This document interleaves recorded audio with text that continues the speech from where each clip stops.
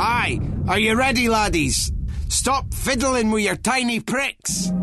So you're smoking crack at... Yeah, it was actually it was actually underneath the Brooklyn Bridge. Of course it was. Opie and Anthony present. I had a piece of cardboard in a boombox, and I was backspinning. For one night only. So I have this theory that when you're jerking off, it's like a kaleidoscope in your mind. But doesn't a kaleidoscope... You mean like a Viewmaster? Yeah, maybe a Viewmaster kaleidoscope. It's all the same. The Lazlow Show. This ain't Little House on the Prairie. Starring Big Wayne. You banged a homeless girl, Wayne? Yeah, she lived in a car. She wasn't homeless. Reed Tucker. I blacked out for like the last 5 minutes. I don't even know what... Is this a radio show still? And Lazlow. As we all know, when it's time to negotiate with an art dealer, it's time to whip out your junk. One show, fighting to show 'em we're no dogs but men. Men who remember freedom, where 16-year-olds can drink and listen to metal music and smoke at bars and get into high-speed accidents. Men who have punch cards at Planned Parenthood.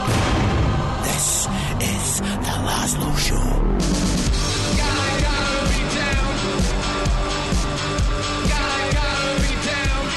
Lazlow Show, episode 30, the overproof rum episode. How you win the war on Christmas is you fly away 3 days before Christmas, and I have to tell you, by noon on Christmas Day, I was absolutely ass-faced.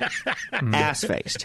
And we're in this sleepy fishing village on the South Coast, far away from all the tourists, and like we're hanging out with the legitimate Rastas. And locals. And Wayne's got this dreadlock beard, and you know, he told us his trip last time that guys would just come up and give him weed, and I thought it was a joke. Dude, I'm serious. Rastas would walk up and give him what you could sell in the streets of New York, no shit, $400 worth of shit for $10 or just free.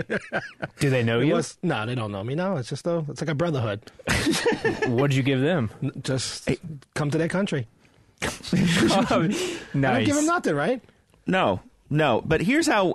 See, now, I normally vacation by sort of enjoying the day, being recreational. This was a tough time for me. Wayne picks up a bottle of what's called overproof rum, and I brought a bottle back because he promised that he would actually drink it during the show.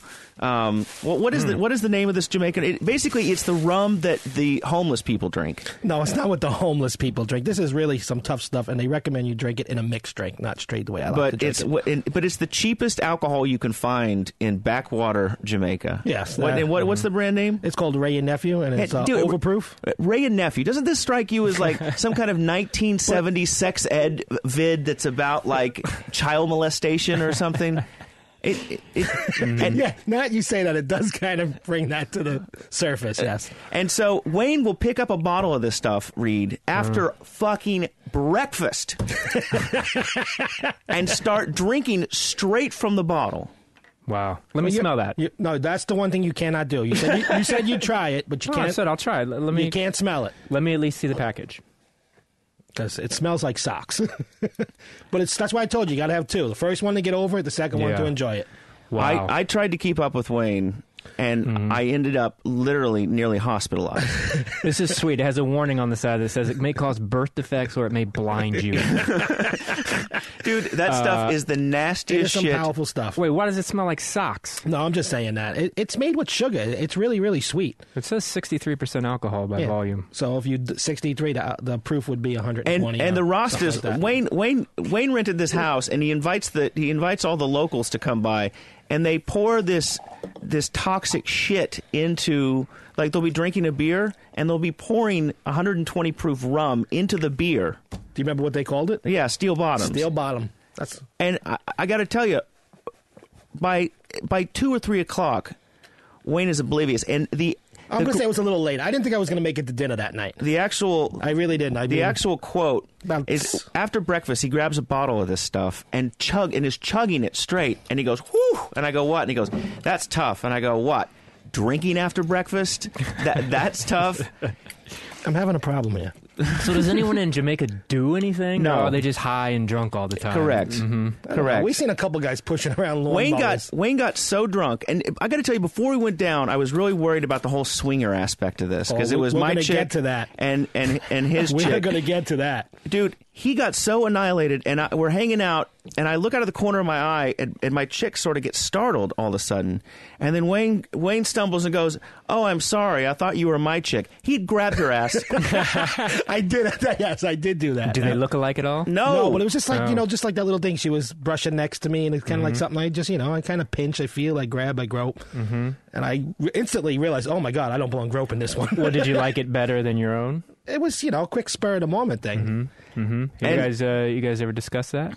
Well, Yeah, I was like, what the fuck are you grabbing my chick's ass for? Well, did she like it? Or did she? No, not at all. But Wayne keeps going, we've got an outside shower. He's like, we've got an outside shower. Let's all let's all take a shower together. Now, do you really want to see Lazlow naked? Is that what you're getting at?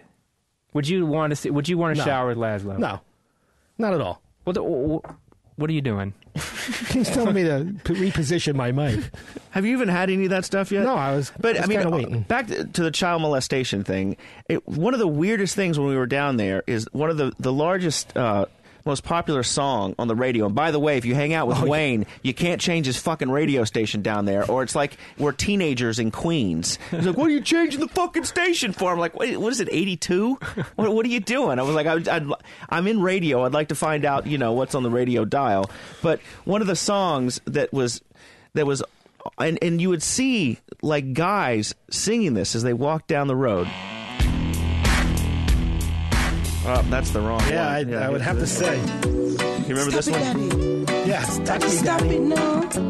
I'm going to tell on you, It's a whole song about molestation. And it's like it's the Britney Spears of Jamaica. Daddy, don't touch me there. I'm gonna tell on you one day, I swear. Can't you see I'm scared? You're supposed to be my father. That's the big uplifting Jamaican song. I was hoping for One Love, I Shot the Sheriff, and it gets really detailed about, Amazingly enough, Lazlow, that is like the number 2 or 3 song right now in Jamaica. And I land there and I listen to all reggae music all the time. This guy knows the song. I don't even know it. But after I left, I know it. Ooh, Daddy, don't touch me there. I'm gonna tell on you one day, I swear. Can't you see I'm scared? You're supposed to be my father. There must be a lot of... Every day I wonder why my daddy had to be the one to take away my innocence. Because you got a hot ass. There must be a lot of getting so fucked up down there that you don't know if it's your girlfriend or your daughter or what's going on. But speaking of getting fucked up, Wayne, I took my mini disc. And so, I can't imagine what you got. I knew that Wayne was going to be so blitzed. Wayne will sit there, and by the way, we had a bowl in the middle of the room. You know those big mixing bowls that you mix a cake in? Mm-hmm. That was full of buds.